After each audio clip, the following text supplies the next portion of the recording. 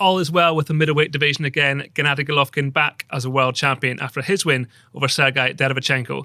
This is After the Bell, Mirror Fighting's brand new boxing show in association with Betfair. Hey is the WBA heavyweight champion of the world.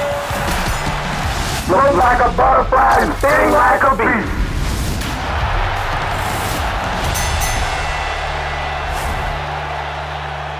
Welcome to After the Bell, the very first episode, indeed, of our new boxing show. Every Monday, we will bring you the last word on the weekend's action. We'll play matchmaker, look ahead to what's next for those involved, and look ahead to the next weekend's action.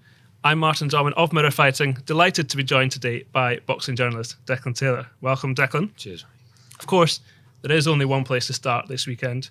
Gennady Golovkin, back for his second fight since his defeat by Canelo Alvarez, took on Sergiy Derevyanchenko.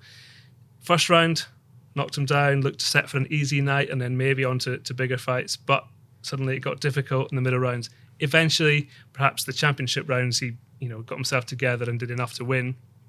Since then, it's emerged he was ill, but if you look at the bare 12 rounds, as you saw them, is he past it or not past it, but is he certainly now over the hill? If you imagine a boxer's career as like a hill with a peak, he's obviously past his peak, but he would be at 37.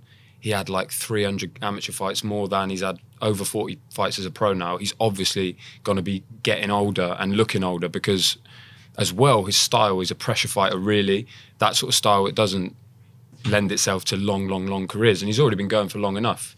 But I think on the face of it, those 12 rounds, what a fight it was. So for fans, it was great that maybe he is dipping a little bit, because when you think about it, the Golovkin of 4 years ago, he would have made much easier work, I think, of Saturday night. And I think what you said there, he dropped him in the first round, and I think everyone thought, well, here we go, he's a good finisher, this should be over reasonably quickly. People who would have had a bet on the early finish, I'm sure they would have thought, I'm quids in here. But credit to Derevyanchenko, because he stuck in there. It's harsh on him. I thought I had him winning by one, even with the knockdown. But that's two now. He's had very close defeats, and you got to feel for him. That was his big night, and what a win that would have been for him, but he's not the world champion. I think Golovkin actually alluded to it after the fight. How much did he really want that fight? There's always the talk about the Canelo trilogy. He's the two controversial fights, two he feels he won. He must be, and presumably is desperate to get that third one and to win it. Was there a factor, do you think, that he actually just wasn't 100%? Yeah, I think obviously that wasn't the fight he wanted. If he could have picked him, that would have been pretty low down the list. But I don't think he's someone to really overlook anyone. But there's something about what's inside of you when a fight is made. So like before the Canelo fights, he knows what's on the line. He knows how important it is to his career. This one, it's the same, but there wasn't really that fear. Although actually in fight week, he started talking about that little bit of fear. And I don't know whether it was because he knew about his power, Sergey's power. So maybe it was that. Maybe there was a little bit of motivation lacking. Obviously, they're saying he's ill as well. I think it's a big combination of things, really. And in the end, look, he still won the fight. On his record, it says win, he's the world champion. And now we can look ahead to bigger fights. But now I worry and wonder where those big fights are going to come. I'm not sure who realistically he can fight, because it doesn't sound like Canelo wants a third one. No. Well, I think the problem there seems to be that obviously Golovkin and Canelo both with DAZN in America. They seem to have promised Golovkin the Canelo fight, come and join us, we'll get you the third fight. But they don't seem to have told Canelo, which seems a bit of an oversight. No, and obviously he's the big draw, really, even in that fight, but across the world. So he really won't be coerced into a fight with Golovkin if he doesn't want one. Maybe he would be thinking, though, wow, he looks like he's really over the hill. And having done what he did in the first fight, obviously a lot of people thought he lost, but and then the second fight he improved, then you would think the third fight he'd be even better and Golovkin be a little bit worse. So you would think Canelo would probably start that fight as a favourite. And then you start thinking, well, maybe Canelo would do it then. Get the third fight, really draw a line under it. It's a big money fight, big interest fight, and then move on from it. But I'm not sure it would happen. I think Canelo's looking at other things. Well, we obviously know he's looking at other things with Kovalev. So then we're looking into next year, and maybe then we'll see the third fight. I just can't see it at the moment. We'll come to sort of Golovkin's future and what he does next in a minute, but what does that fight do for his, maybe not his legacy, but what does that fight suggest that if he keeps going for, you said he's 37, let's say he's probably definitely going to go another 12 months, but at what point does he have to think, you know what, I don't want to start damaging what I did when I was, you know, obliterating the middleweight division? It's an interesting one, because if you actually look at Golovkin's career, like you say, that big run, that mad run he had when he first won the belt and stuff like that, he was really struggling for exposure. I remember that famous old story where they offered the Darren Barker fight. All they wanted in return was a logo on the ring and like 10 ringside seats. Didn't even want any money. That's how desperate they were to try and get him out there, get him opponents, get people to look at him. Obviously, things have changed over the last 3 years. He's had 2 Canelo fights, Jacobs. His legacy and his record is looking very, very nice now. So, yeah, if he has a couple of dodgy fights now, if he loses one, loses again, then maybe people start thinking, oh, maybe he wasn't actually the force that we thought he was. But I think that victory, obviously, if he'd lost on Saturday, it's a big, different kettle of fish. But he got the victory and he can press on now. And now it's double important what he chooses from now, because, like you say, it is sort of on the line. It's a little bit, because he's in the same generation as Canelo, he's always going to be measured against him. And people talk about Canelo's record, which is unbelievable when you look on the names of it. He doesn't want to be seen as the sort of afterthought to Canelo. I mean, it's not for me to feel sorry for Golovkin necessarily, but I don't know if you saw the post-fight interview. He's been interviewed in the ring and the crowd are booing. He looked genuinely, you couldn't believe it. He was like, almost, if you want, symbolic of maybe a turning point in his career. He's never had, even in the Canelo fights, even though he lost that one, there was enough controversy that a lot of people thought he won it. It almost like for the first time he thought, well, not everyone's on my side. Yeah, and he's always, it's natural to him, a bit like the same with Manny Pacquiao, that the fans love him and he's a nice guy and he's clearly friendly and, you know, smiling a lot, even though he's such a devastating force in the ring. I think on the face of it, it looked like he was getting booed, but really what I think was happening was a combination of things. Apparently, they couldn't really hear it in the arena, so they were booing that for starters. And then also, as a result of what the judges had returned, and a lot of people in there were, you know, Derevyanchenko is a Brooklyn-based fighter, so he would have had a lot of fans in there. He didn't get the result. People love the underdog. So I think it was a combination of things. I don't think they're booing Golovkin going, oh, we hate you now. But you're right. And it was obviously would have been strange for him because he's never had that before. Very much like the Carl Froch, George Groves first one, when Carl Froch is getting booed afterwards. And he's like, wow, that's a bit odd. But that's just the way it is. And that's the thing about sport, and particularly boxing. The emotions are so high. And in the end, you end up getting booed on camera. And it must have been tough for him to take. But I think now, on reflection, he won't be feeling too bad about it. We should mention Derevyanchenko, of course. You said that was his second shot, second close decision, the first one against Danny Jacobs. It's always hard in boxing to climb up. He's probably done well to have 2 shots in a year, more or less. It's going to be hard for him to then to sort of plot a way back, and also to get into fights that are going to motivate him, because he must know, realistically, the rematch, as much as there was a clamour for it in the hours after the fight, he's probably not going to happen. Yeah, he's now a fully paid up member of the Who Needs Him club, because he's clearly a handful. He punches really hard, but he doesn't, he's not a massive draw. He's not bringing loads of fans in or whatever. So if you're a middleweight world champion, unless he gets in a mandatory position, he's not someone you're really going to be selecting to fight. Strange sort of career. Obviously, he's been going as a professional like 5 years or something. He's only had, what was that, his 14th fight or something like that. And obviously the 2 main ones are narrow defeats in fights that he thought he would have won. So it's a tough climb back, but he can get back in a mandatory position like he has. I mean, I'm not sure he's going to do anything else with his life at the moment. So he's going to press on, and I'm sure, he's good enough to win one. You would think in this day and age with the fractured titles and stuff like that and people moving up and down, I'm sure he'll come again. He's obviously made of stone stuff the way that he reacted to the Danny Jacobs fight, and he would have taken a lot of heart from that. Particularly, he's got floored by Golovkin, one of the biggest punchers of his generation, and he got up from it. So, he must take a lot of heart from that. True. Well, next we're going to take a look at what is next for Gennady Golovkin, probably next year as he comes back from his victory. So, Gennady Golovkin back as the IBF world champion, but the big question now is what's next? Declan, we know the fight he wants, that's Canelo Alvarez, so let's briefly mention it, although I think we said earlier, probably not going to happen because Canelo's very reluctant. But let's imagine the fight's made May next year, going into it, and let's assume, of course, Canelo's beaten Kovalev. How are you sort of weighing up the fight there? It's a tough one. It depends what weight it's made up, because I'm not sure what Canelo's thinking when he comes back down, if he does come back down from light heavyweight, if he wins a belt there. It's obviously a long way back down to middleweight. He's he's not the biggest middleweight going, but I wonder whether he might settle somewhere actually at super middle. And then maybe Golovkin, I'm sure Golovkin would be up for doing that if it meant a Canelo fight. So it depends what sort of weight the fight's made at. Obviously on the strength of Saturday night, you'd have to make Canelo a reasonably big favourite in that fight. And also based on the fact he improved so much in the second fight, which personally I had a draw myself, but I would pick him to win the Golovkin rematch or trilogy fight as it is. Will it happen? I'm not so sure. Maybe Canelo fancies it now because of what he saw on Saturday night. Who knows? Maybe DAZN will put the pressure on and say, that's what we want. Who knows? It might be in the contract.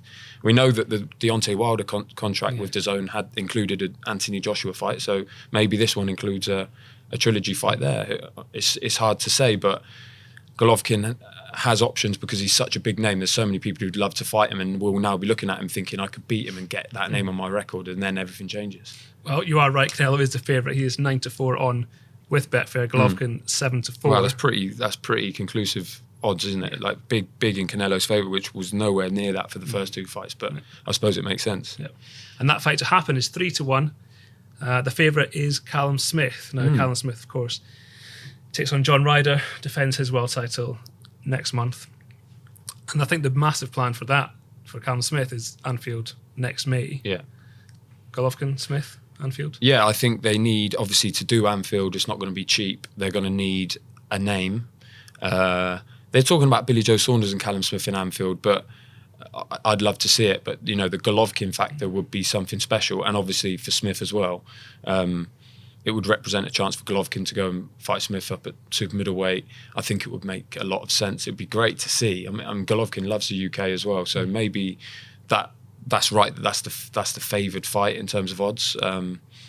Be a great fight. I'd worry a little bit. Golovkin seems to ship quite a lot of punishment to his body on Saturday, more than we've really ever seen him.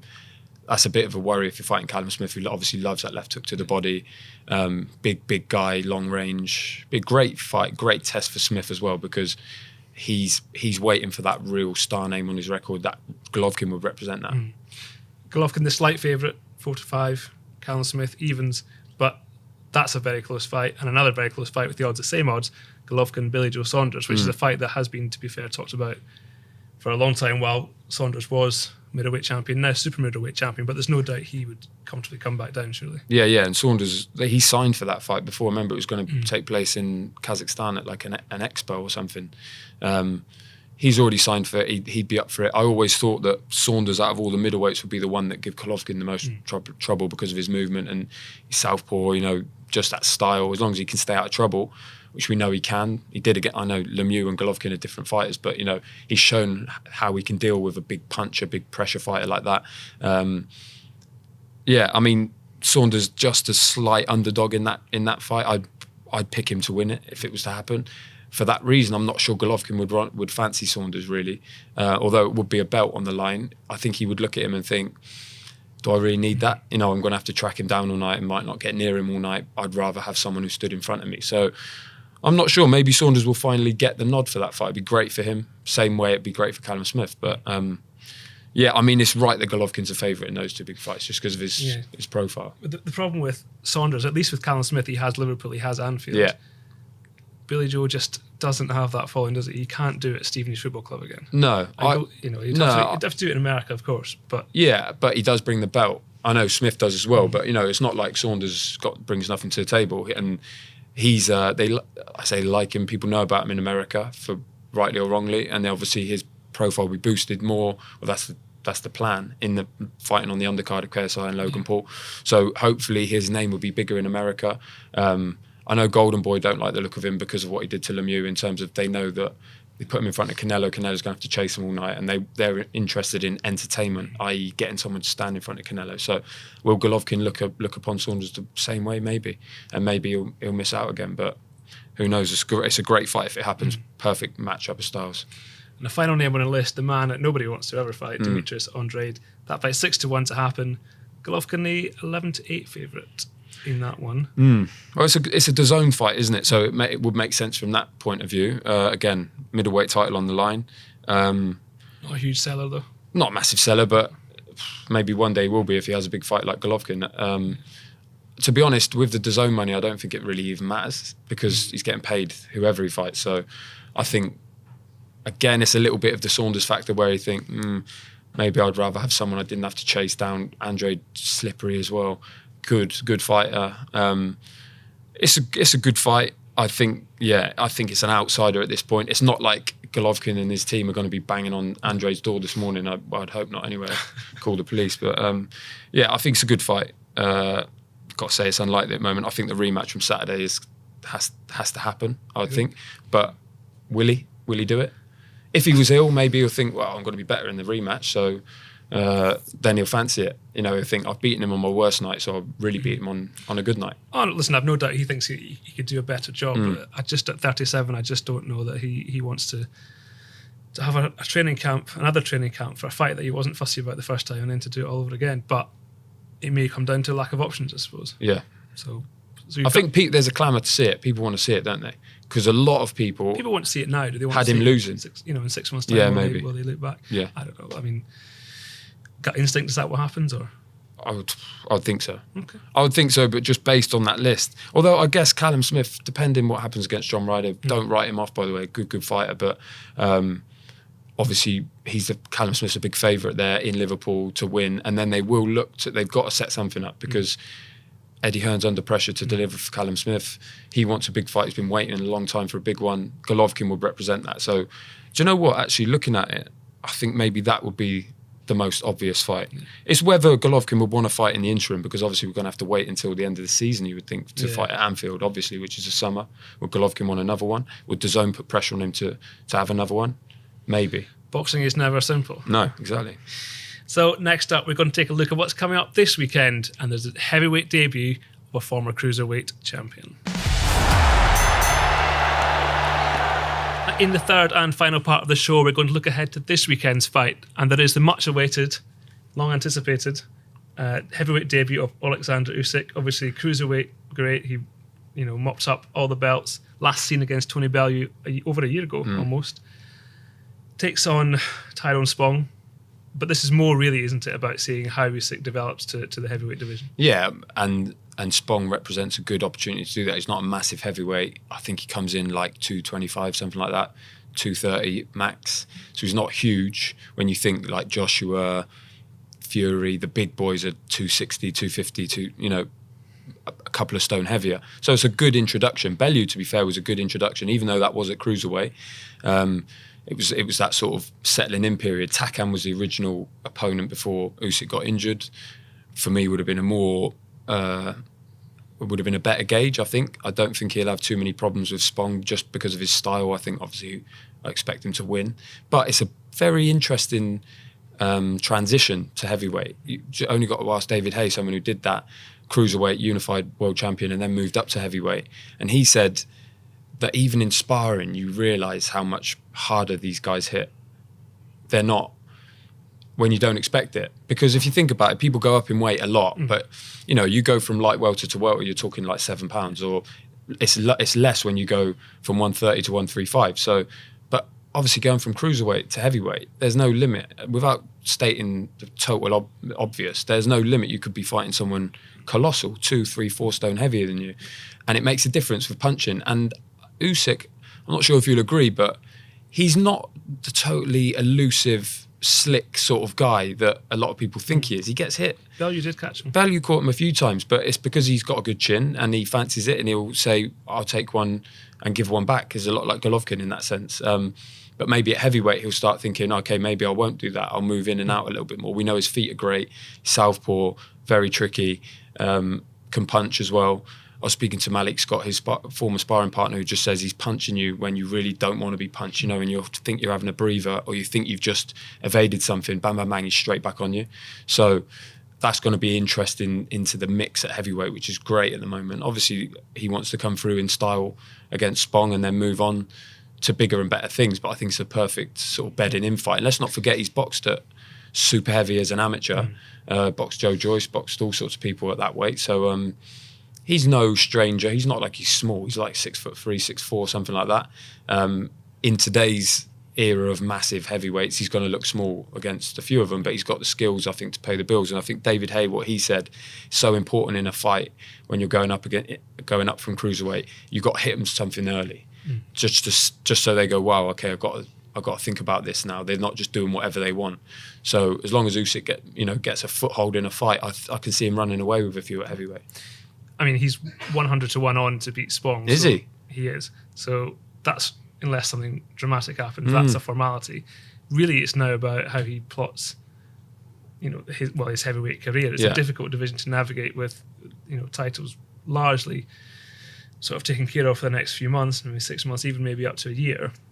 You mentioned that he was going to fight Carlos Takam until that fell apart. He's 3-1 to fight Carlos Takam next. That makes a lot of sense. I think it makes a lot of sense because for the same reason they looked at him the first time, because he's not huge, not this big murderous puncher. People know him because he's boxed the top guys. Perfect fight, I think. It's funny actually because Takam is the guy that David Haye was sparring before the Chisora fight, who he said, wow, really gave him trouble in sparring, really, felt his power. So I think his power's underrated, Takam, particularly in a fight against I hate to say it, but a cruiserweight or someone who's coming up from cruiserweight. Be a good fight. I think it makes a lot of sense. And yeah, you'd make Usyk the favourite in that fight. You'd have to. But yeah, I think Takam, he's a very, very hard out for anyone at heavyweight, let alone someone who's just coming up. Other options include our favourite Swede, Otto Wallin, 5-1. Joseph Parker, 6-1, obviously was supposed to fight Chisora next month and been bitten by a spider, it would seem, out of that fight. So, that would be a good fight. Yeah, I thought maybe someone like Joshua, when they had the belts, but, one of the world champions might try to get Usyk early, before he's settled in, before he's fully fledged. Give him that option, give him that carrot. Do you want to come and win the belt? You can get a load of money, by the way, before he's settled in, because that's when there's going to be trouble for the rest of the heavyweights, when he's grown into it. Let's not forget he would have been making weight for, his whole life, basically. So it's when you stop making weight, you just start growing again. You start gradually building, get that quote-unquote man strength, and that's something that is going to benefit him massively in a couple of years. So why not get him early? Why not get him before he's got that little bit of seasoning at heavyweight? Parker's a good fight for him because Parker's not huge either. Parker's a similar sort of size, bit heavier. Wallin, I'm not sure. I'm not sure they'll go for that. I'm not sure he's a big enough name in America, even after the Fury fight. And yeah, then you're looking at the champion. So Povetkin's a decent shot. I see he's the favourite at 2-1, but we're not sure what he's going to do with Michael Hunter. So I think there's some money to be made, to be honest, on that next Usyk fight, because Parker, we hear that Chisora is going to get an opponent. So you would think even if he wins that, he's going to be out for a bit. He's going to have a bit of time off and then he'll come back again. So Parker will be looking for a big fight. If everything goes well with Usyk at the weekend and he comes through it unscathed, then he'll be looking to get out again, because I think that's the key for him. He's got to be busy because, as you say, he's had a layoff since Bellew. So Parker, I think, is a good bet. Not bad. You heard it here first. Yeah. As we mentioned, obviously the heavyweight world title situation is a little bit chaotic. We have Deontay Wilder, Luis Ortiz next month, all being well, and assuming Fury recovers from his cut, they will fight again in February. We have Anthony Joshua, of course, Andy Ruiz in December. So it's hard to say how the sort of land is going to lie in 6 months, say. But let's look at it just now. Usyk is odds against everyone. All three, against Anthony Joshua and Deontay Wilder. Yeah. And also against Tyson Fury. Thoughts? Yeah, I mean, you'd have to make him the underdog because we haven't seen him at heavyweight yet. Sure. But style-wise, I think he gives Joshua and Wilder problems, 100%, based on what's happened to that. Fury, obviously, is he's obviously an enigma. No one's solved him yet. He's massive in terms of length, and also he's got those feet. He's from both stances. So I think in terms of Usyk's qualities, I think they'll be least effective against Fury out of those three. It's hard to say how we get on against Joshua, and obviously with Wilder, as we say, he's only got to be perfect for 1 second of a fight and he's going to win it, so he could lose every round. It's the sort of fight that maybe he would give away a few rounds actually because of Usyk's size, but then because of that length he'd have over him, you'd have to back him to land something at some point. Yeah. But who knows, maybe get bamboozled and he won't find that shot. I would say that Fury you'd have to make him a massive favourite against Usyk. But again, we're guessing because we don't know what he's going to look like. But let's not forget as well, Usyk, he's wired a bit differently to the rest of us, the rest of humanity. I think he's a bit crazy, and it's perfect to be a boxer. Certainly perfect to be a small cruiserweight in a heavyweight division. He's not going to care about it, and if he gets a few wins, gets a bit of confidence, he's going to be a real problem. And he's got the backing of Hearn. He's on DAZN. It's not like he's going to be cast aside. People are going to have to fight him. It'll be in mandatory positions before you know it.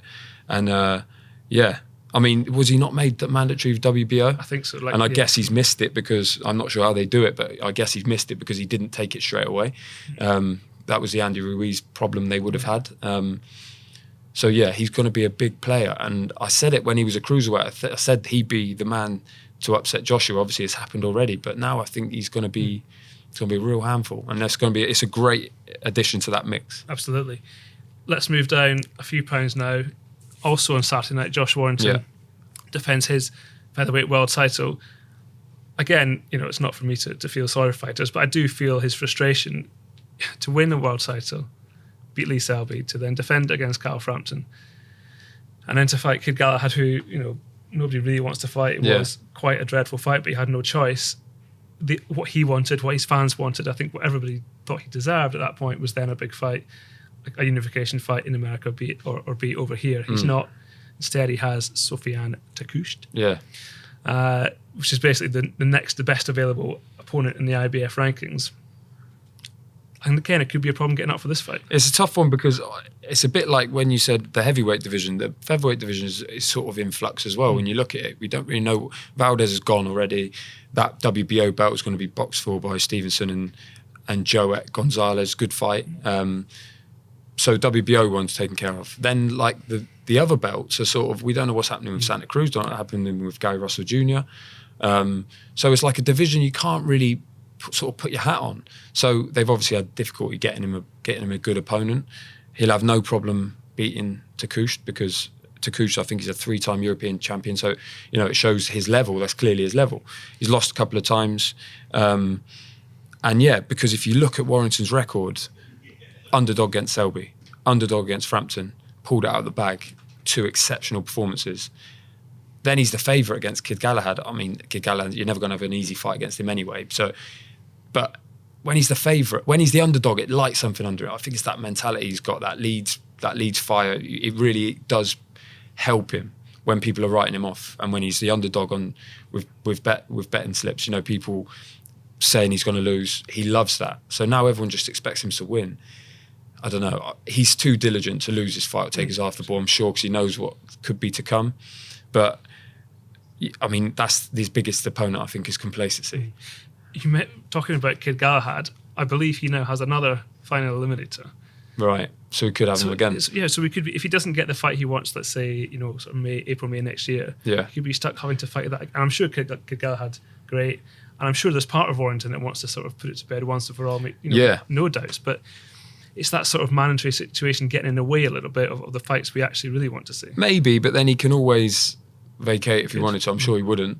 But I think the WBO belt is going to be the most obvious opportunity to unify, because it's obviously a top rank Bob Arum sort of production on that side, which is going to help.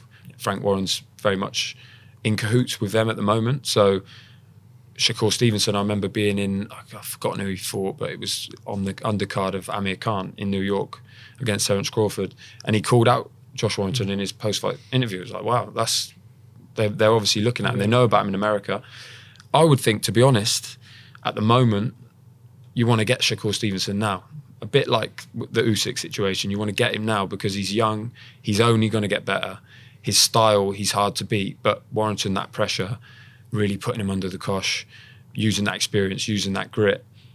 He could beat him now. You give him a couple of years, it gets harder and harder to beat. He gets further away, becomes more of a star, harder for you to even get the fight. So I think it's a case of just ticking over now. And he's done it before. It's happened to a lot of people. Frampton had to do it as well. You tick up, and then you've got to turn up on the night, because if you don't, you're in trouble. I think the Galahad fight, a lot of people thought he took his after ball there, but I think it was just Kid Galahad's style. It's never going to be easy. This one should be slightly easier. I know he's a southpaw as well. So he's going to have a few conundrums, but Josh Warren's a massive favourite, rightly so. Yeah. Bigger things to come for both Warrington and Usyk then. Well, Declan, it's been a pleasure. Thank you very much for joining us today. You can watch the show across social media on Facebook, on Twitter, on Instagram, and of course at Mirror Football. And we're delighted to announce that George Groves will be joining us from next week as a regular guest. Not that you weren't perfect, Yeah, Declan. cheers, mate. So please tune in then.